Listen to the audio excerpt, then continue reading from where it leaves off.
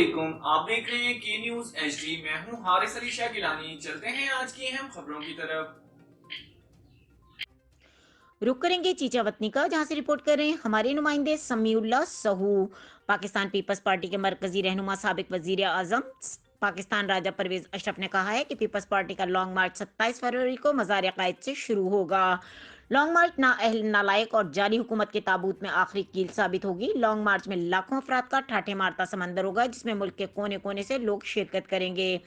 मुल्क के तमाम सूबों से मुल्क के बाशऊर और गयूर अवाम भरपूर नुमाइंदगी करेंगे। पाकिस्तान समेत बैरून मुल्क से भी हजारों अफराद इन जालिम हुक्मरानों के खिलाफ अपना भरपूर एहतजाज रिकॉर्ड करवाएंगे। हमने हमेशा आइन और कानून के दायरे में रहकर एहतजाज किया है। इन ख्यालात का इजहार उन्होंने बुकला से खिताब करते हुए किया।